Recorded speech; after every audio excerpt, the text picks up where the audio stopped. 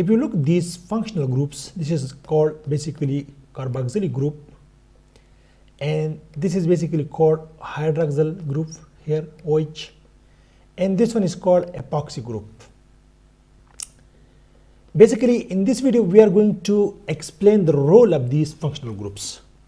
First of all, if you look at these groups here, so due to these groups, this graphene oxide become polar in nature. When it become polar in nature, so it will be easily dissolved in water-based solution in aqueous media, because as we explained many times that this graphene oxide in RGO, once we get graphene oxide, then RGO is then very easy. RGO, just we reduce this, we decrease the number of these oxygen contained groups, then it become RGO. It just become just like a graphene structure, not 100% exactly graphene structure, but its property more or less matching with pure graphene. And we know that getting pure graphene is very, very difficult by directly from the graphite.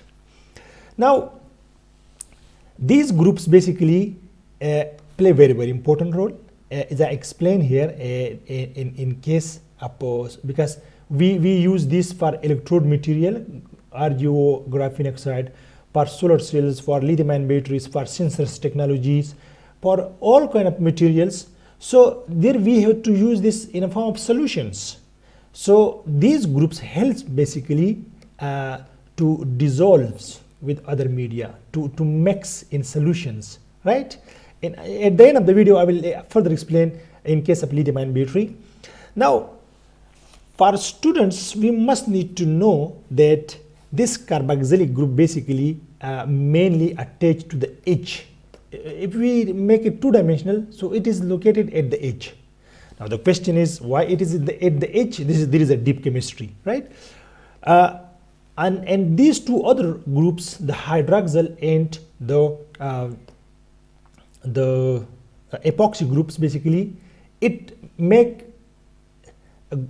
functional groups, it attach to the surfaces. This is called basal, like the surface, the top surface or the bottom sides, right? But these carboxylic group only and only attach to the edges, right? To the edges. Now the question is where these oxygen comes from.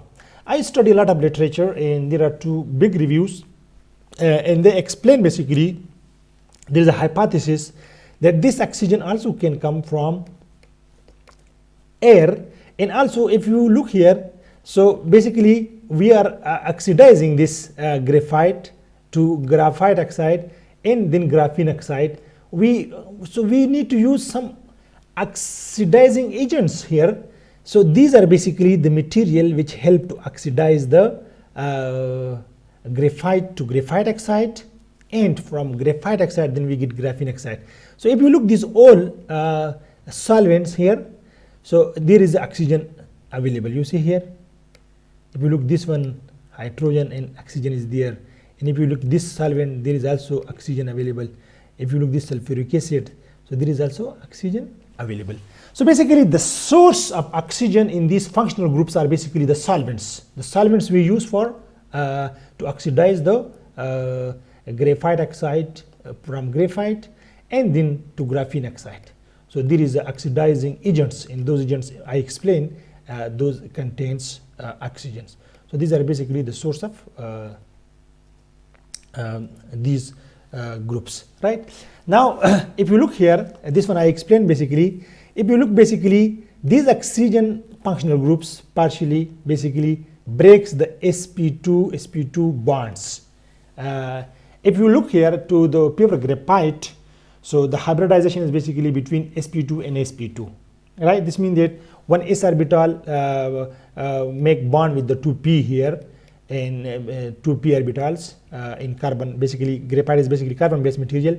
Now when oxygen functional groups increase in number, so basically it convert into sp3 bonds. So that is why it make this graphene oxide is an insulator, because due to this oxygen, large number of oxygens, the graphene oxide is basically the insulator.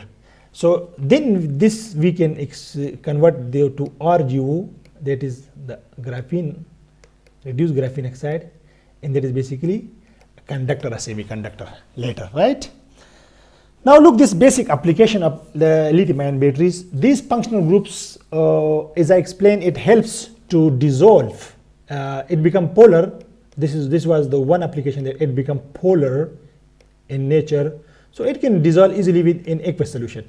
But there is also another importance. These reduced graphene oxide, if we use this in electrode material for lithium-ion battery, look, there is a discharge charge process in case of if we use reduced graphene oxide for cathode material in lithium-ion battery, right?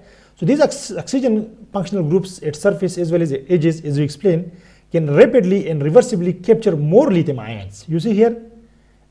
So there are more sites now for the electrode to absorb. This is called adsorb. One is called absorb, one is called adsorb. Adsorb means to attach to the surface. Adsorb mechanism.